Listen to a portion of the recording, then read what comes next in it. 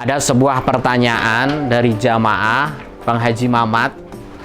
Apakah kita boleh memasak hewan kurban untuk dimakan panitia kurban? Kok di YouTube ada ustadz yang bolehkan, ada yang tidak boleh. Lalu mana ini yang benar? Mana ini yang betul? Jawaban yang betul itu yang bagaimana? Baik. Jadi ceritanya ada panitia kurban, ambil satu kambing kurban dari jamaah, terus dimasak semua dagingnya, buat makan bersama, bersantap bersama. Nah ini kalau menurut saya, ini hukumnya bisa jadi haram, tidak boleh, bisa jadi halal. Loh, kok bisa haram, bisa halal? Nah coba Al-Fakir, Bang Mamat akan menjawab. Yang pertama, yakni kalau itu hewan kurban dijadikan upah, maka itu hukumnya jadi haram.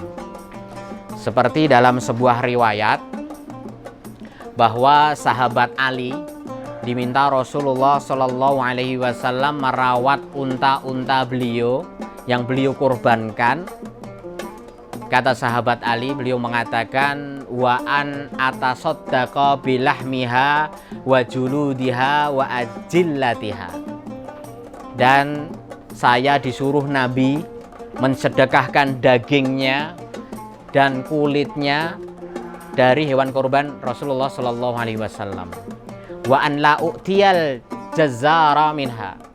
Dan supaya aku tidak memberi sesuatu pun dari hasil sembelihan kurban kepada tukang jagal atau panitia kurban. Jadi tidak boleh memberikan upah. Qala Rasulullah juga mengatakan nahnu nu'tihi min indina. Dan aku, kata Rasulullah, memberi upah tukang jagal dengan uangku sendiri. Hadis riwayat Muslim 1317.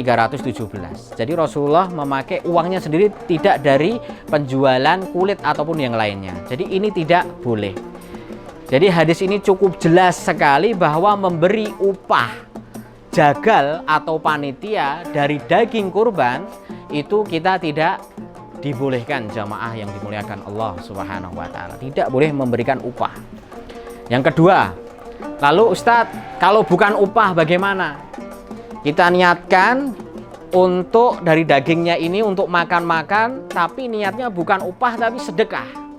Nah kalau seperti itu menjadi boleh.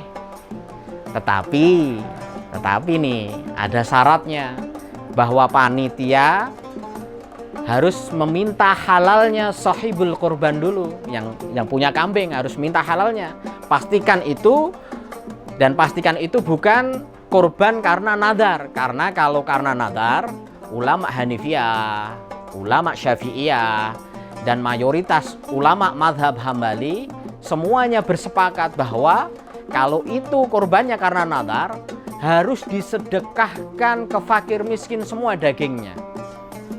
Bahkan jamaah keluarga sahibul kurban pun yang punya kambing tidak boleh memakannya. Nah, cukup jelas ya. Jadi seperti itu tidak boleh karena nadar. Lah, bila sudah meminta ridho dari yang berkurban, kemudian niatnya karena sedekah bukan upah, maka udhiyah itu boleh dimasak, boleh, dan dimakan. Tetapi berlaku ayat Allah Subhanahu wa taala, tidak boleh semua kambing ini dimasak, harus disisakan sepertiga untuk fakir miskin. Nah, tidak boleh semuanya. Dalam surah Al-Hajj ayat 31 Allah Subhanahu wa taala berfirman yang bunyinya fakulu minha. Sepertiga dari daging kurban, makanlah darinya, boleh dimakan sepertiganya dari daging kurban. Wa at'imul qani'a, sepertiga bagikan kepada tetanggamu, kepada saudaramu yang tidak meminta-minta. Bagikan sepertiga dari daging kurban itu. Wal mu'tara, dan sepertiganya berikan kepada fakir miskin yang meminta-minta.